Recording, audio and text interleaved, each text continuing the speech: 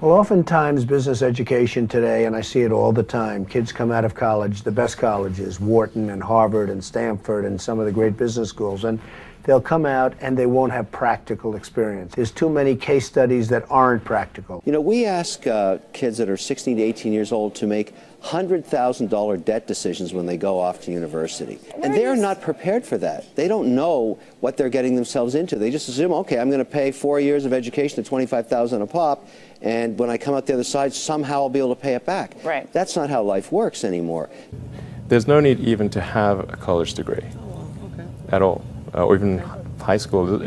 I mean, if somebody graduated from a great university, that may be an indication that they will be capable of great things, but it's not necessarily the case. You know, if you look at, say, people like Bill Gates or Larry Ellison, Steve Jobs, these guys didn't graduate from college. But if you had a chance to hire them, of course, that would be a good idea. Yeah. I think having the flexibility to explore a lot of different things, which you can do when you're in college, which is one of the amazing things about being in college, is you can work on all these hobbies and code a lot of stuff and try a lot of different things. It's this amazing flexibility that I think most people take for granted. And once you decide, okay, I'm going to start a company and I'm going to do it with someone else, you immediately now need to convince someone else if you want to change your mind on something. And I think people really undervalue the option value and flexibility. I think explore what you want to do before committing is really like the key thing, and keep yourself flexible. And no, I think that's. I agree. Yeah. I mean, it's actually kind of funny. You know, if you think of like what is education, like you're basically downloading data and algorithms into your brain, and it's actually amazingly bad in conventional education because like it shouldn't be like this huge chore. You know, someone's standing up there kind of lecturing at people, and they've done the same lecture 20 years in a row, and they're not very excited about it. And in fact, I think a lot of things people learn, probably there's no point in learning them, because they never use them in the future. Because a lot of kids just in school kind of puzzled as to why they're there. The people who are doing the work that we care about are figuring out what to do next, not following the person who told them what to do next. And the problem with most colleges is they are high school, but with more binge drinking. The entire purpose of a good university is to give you a foundation to fail, not a foundation to get an A. And if you graduate from college with straight A's, you have to do some serious soul searching as to why you chose to spend your time doing that. The A students work for the B students, the C students run the businesses, and the D students dedicate the buildings. It's like the newspaper industry, right? More printing presses, more big buildings, right? Makes us look grander. We have brains that we're putting them out there. There's a point of diminishing returns in terms of what it's worth for a college education and how much debt you're willing to saddle yourself with. A lot of people follow. A lot of people are followers. Generally, if not, we'd have problems. We have too many entrepreneurs. We have too many successful people. Like, look how many people go through business classes. If everything you needed was in that actual business class, in that book, it'd be too many successful business people. Right. How many people graduate? Matter of fact, the professor wouldn't have the time to sit there and teach you. That knows this book damn near verbatim, page by page. He knows it, right? Because he'd be an entrepreneur. Yeah, he's too busy. I'm doing way too much right now because I got the palm trees and we selling so much stuff that I'm doing that I ain't quite got time to teach no mother class right now because I'm winning. And so when you walk into a boardroom with a bunch of guys in suits who all went to college, you're fine. Yeah, I mean, because they read a bunch of words. I've lived a bunch of life. Well, that's true. Their law degree doesn't intimidate you, in other words. It kind of evens us out, whether they know it or not. Where do you think you get that self-esteem from? Seriously. I mean, most guys... My mom, first and foremost, but then just living life. Like, you know, being in real situations and happen to be a person of high integrity and honesty and, you know... You never embarrassed yourself? No, of course not. You never walked in and said, "Oh, everybody thinks I'm ignorant here. I'm stupid." I don't feel ignorant. Right.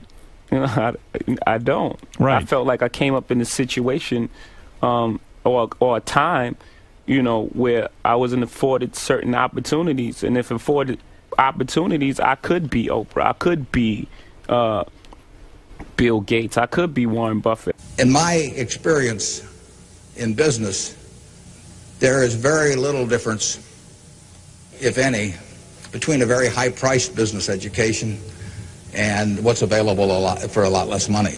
I went to the University of Nebraska at Lincoln my last year in college. I went to Wharton for a couple of years before that. I learned just as much at the University of Nebraska as I did at Wharton. You need to be prodded in the right direction, but an awful lot of it is self-taught. It isn't necessary to pay $30,000 or $35,000 a year to go to some big-name school to get the education at all. I mean, if you're going to learn accounting, which is probably the most important course you'd take in business, if you're going to learn accounting, you can learn accounting absolutely as well, in my view, going to UNO as going to Harvard. I mean, I see. I'd bet on that, and so I wouldn't run up huge bills. And education is very good at training people to do the same things that we've done over and over again. And I think there's always a question what the nature of the educational good is. You can say it's an investment good, where you're investing in the future. You can say it's a consumption good, like college is a 4-year party. I think most of the parents and students think of it actually as an insurance policy, where you're buying this really ever more expensive insurance so that the students don't fall through the really big cracks in our society, and we should be asking some big questions why the insurance costs are going up and up like that. And if you were the president of Harvard or Stanford, if you wanted to get a lynch mob of students, alumni, faculty to come after you and try to lynch you, what you should say is something like this. We live in this much larger, more global world. We offer a great education to everybody, and so we're going to double or triple our enrollment over the next 15 to 20 years. And people they'd all be furious, because the value of the degrees comes from this massive exclusion, and what you're really running is something like a Studio 54 nightclub. I hated school. I really hated school. I hated school, generally, right? Because it was this instruction following thing. Now, I bet you it's probably also because I wasn't good at it. And some people, like I've got a great conceptual memory and a terrible rote memory. So if I have a story, I could tell you year by year kind of what happened within a story, within a context. But if I was to go into, like a memory-based learning, it's terrible. I have a terrible rote memory. Ego barrier is the worst thing. And if we were raised differently, just imagine in the schools that all along that people will always say, everybody makes mistakes. Everybody has weaknesses. The key is really to understand what your mistakes and weaknesses are so that you can learn from them, right? I think punishment is a terrible concept. Punishment means that you made a mistake and you're being punished. I think instead of punishment, every time somebody makes a mistake, you should say the only thing that you need to do to get out of your punishment is first think, what kind of mistake was that? So if I'm in a situation that's like that again, how would I deal with it differently, not to make that mistake? So that learning should come from the mistake, not punishment, because you're teaching people not to make mistakes. Where's where the learning comes from, not the appreciation that if you keep doing this over and over again, you're going to keep encountering the same outcomes. It's an extremely corrupt system we have at this point. We have an education bubble. In the U.S., we have $1 trillion of student debt. To a first approximation, this has gone to pay for $1 trillion worth of lies about the value of the education people have received.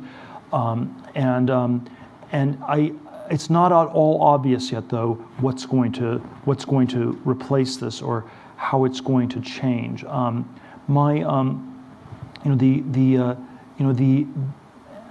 somewhat skeptical that it will be replaced by any sort of single unitary system. I have this fellowship for young people to start companies, and it's not. My claim is not that everybody should do this. I don't think everyone should become an entrepreneur, and I think there is no one size fits all. So I think the future will be much more heterogeneous, much more diverse in terms of what people do. What's really anomalous is the sort of unitary tracking, where you have to go to an elite college, you go to Yale or you go to jail. There's nothing else you can do, And so I think the universities are perhaps in perhaps in the same place as the Catholic Church was in 1514, if we go back 500 years, where you had sort of this monolithic way, this universal way of body of knowledge of teaching things. The difference between the Yale and the Harvard political science faculties are probably no greater than the differences between the Dominicans and the Franciscans. So we have all kinds of small debates within this context. We have a system of indulgences that's costing more and more to support this priestly or professorial class of people. We are told that it's the only way to salvation. You must get a diploma to be saved. If you do not get a diploma, then you will go to hell. And I think the message that I have that's like the 16th century reformers, that's a somewhat troubling message, is that you have to work out your salvation on your own. You have to save yourself, and that's I believe that is the truth, but it's a somewhat uncomfortable one.